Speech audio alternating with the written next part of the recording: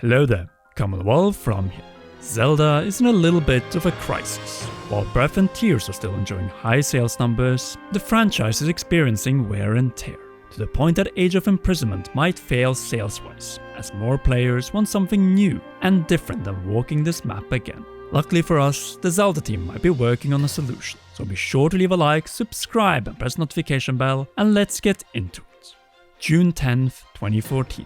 Series producer Eiji Aonuma snapped and introduced us to the new world of Hyrule, our first look at the next Legend of Zelda title.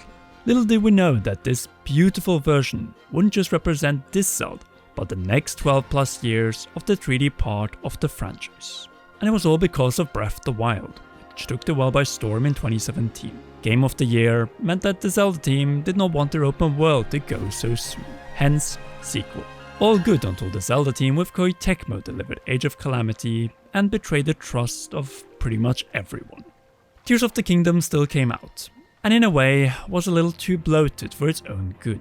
More and more pointed to that it was enough of this Hyrule, but nope, here's another Warriors game set in the same land, but now in the distant past. I'm tired of this, Grandpa! That's too damn bad! Age of Imprisonment without our link is the breaking point. Simply put, retire this map. And if you want to continue with this link, take the legend and the hero to a new land for the first time in a 3D Zelda game since 2000's Majora's Mask. It goes without saying, the 3D part of this franchise is in dire need of a new playground, and judging by the view count of the latest trailer, under 400,000, it's clear that many are ready to say goodbye to this era. After all, it's unprecedented to have this many Zelda or Warrior games that are direct prequels and sequels to one another. Usually they feature different incarnations of the characters and settings so the experience feels fresh. Tears of the Kingdom felt like Breath of the Wild 1.5, and after Age of Imprisonment, we're reaching a limit on how many games can be set in essentially the same map.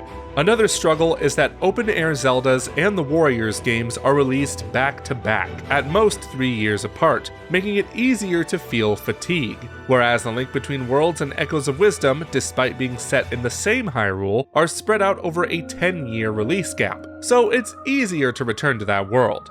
Had there been a similar gap between these identical maps with one of the two new Zeldas set in different worlds released in that time, it would have made it for a great nostalgia trip exploring this rough and rugged Hyrule. Sure, there were some differences, namely with the Sky Islands and depths, but they didn't add much to the overall experience, as the player spent the majority of the game on the surface anyway. The reason for that was that there just wasn't enough substance to the new layers. And it is this retracing of Hyrule that makes us done with it at this point, and no first Hyrule castle or new facilities in the depths will significantly change that in Age of Imprisonment. We need to move on, because we need new areas, not just new caves to discover. And thus you could say that Tears of the Kingdom's slow sales after the massive launch were the yellow flag, while Age of Imprisonment's low views are a giant red flag, signaling this loud and clear, one that the Zelda team must be more than aware of. And truth to be told, I think they're also tired of this Hyrule, to the point that I believe that they're already working on one of the 4-ish scenarios that we're about to present throughout the rest of this video. Let's start with the least radical and safest option when it comes to familiarity, staying in Hyrule. Naturally, not with this exact map, but a new one, as Hyrule likes to change a lot. NES, SNES, and N64 Hyrule are all greatly differed from each other, and the Zelda team can definitely pull it off again. All that is needed is yet another reboot. Change some placements here, add a new hidden village there, or simply mirror the land as was the case with Echoes of Wisdom, and you have a brand new experience despite having Hylians, Sheikah, Zora, Gerudo, and Gorons. The only problem is that we just went through such an overhaul in 2024, Hyrule Castle and Town included. Then again, this was Tokyo-based Grezzo's idea of Hyrule. The 3D Zelda team in Kyoto has known nothing else but their inspired Kyoto Prefecture masterpiece, 12 times the size of Twilight Princess's Hyrule. Still, we have reached the expiration date for this one, and if the Zelda team is to reinvent Hyrule, they have to throw something out. Certain locations, which would hurt as Faron was never fully developed across these two games, but it could also add, as Hyrule Castletown for instance was in total ruins. The closest we ever got in a gameplay setting was in flames in Hyrule Warriors Age of Calamity. Apart from inverting and shuffling locations around, a change of races might also be required. Just like Twilight Princess didn't have the Kokiri or Koroks, and Gerudo apart from Ganondorf. To be fair, I would be fine with a Hyrule without Koroks again after being tormented twice. Ganondorf has also had his time for now after tears and imprisonment. Most of all though, a rebooted or changed Hyrule would need a new Link. We have had the same character in the 3D space for over 10 years, and he has gone through no less than 3 delays over that time frame. He may not be in Age of Imprisonment, but Zelda is, and with another Hyrule game, she also deserves to finally live a life in peace.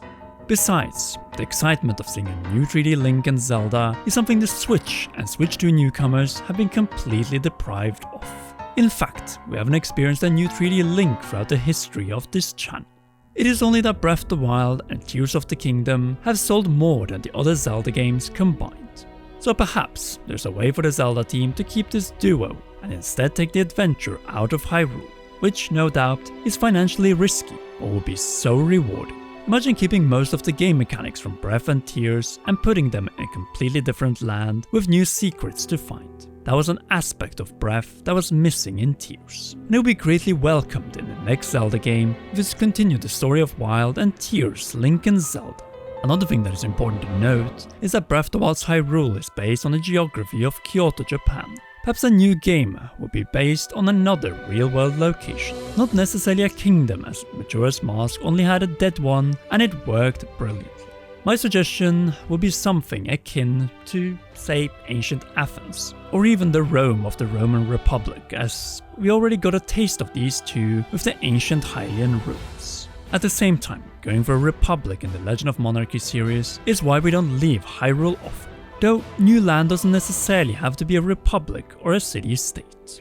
In fact, this could be a brand new kingdom on its own, as surely Hyrule and the few other ones introduced in the top-down games aren't the only ones in the world of Zelda, and it would be incredible to see what's out there. It would be similar to the Elder Scrolls games that explore different provinces in the continent of Tamriel, like Hammerfell and Skyrim, or The Witcher with Nilfgaard, Temeria, and Redania, and those games had NPCs that would visit from those other regions. So something similar could happen in the next Zelda game. What's most important though is that Link and possibly Zelda would be foreigners in this land. NPCs wouldn't bend the knee at the sight of the royal princess and knight. You could also learn more about their history as it doesn't pertain to Hyrule, learning what separates it from the Zelda lore we've grown accustomed to all these years.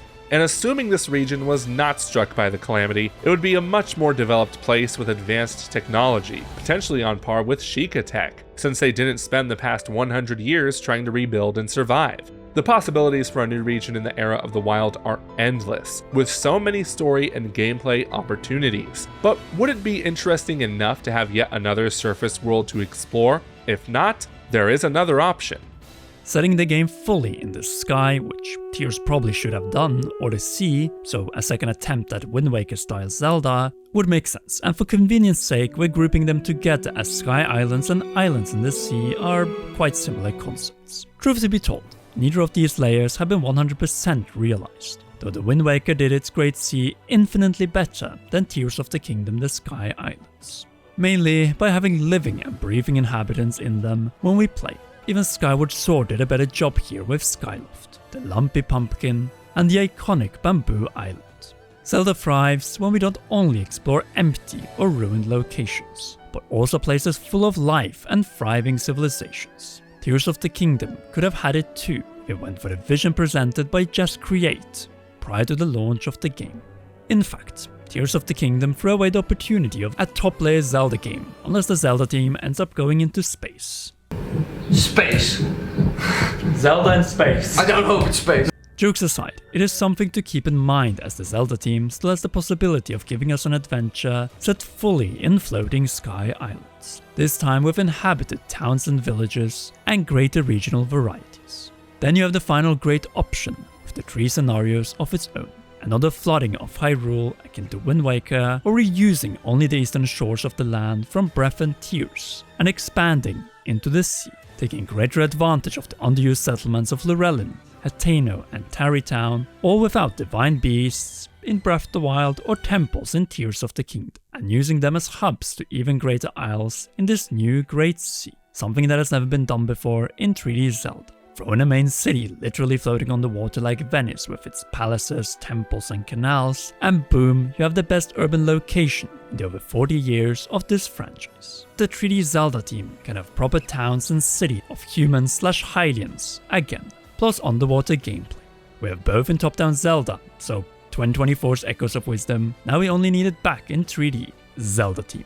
What are your thoughts on the same Hyrule fatigue? And do you think we can end up still with another Hyrule, though this time with Castle Town on Switch 2? Sound off in the comment section down below. If you haven't already, then be sure to leave a like, subscribe and press the notification bell. Last, a big thanks to all our patreon.com/CommonRoll patrons, with shoutouts to Raw Producer, JC Funk and Heroes, Cheryl, Garrett Hoy, Holly Wolf and Kintaro. You all rock, and please enjoy one or both of these two awesome videos.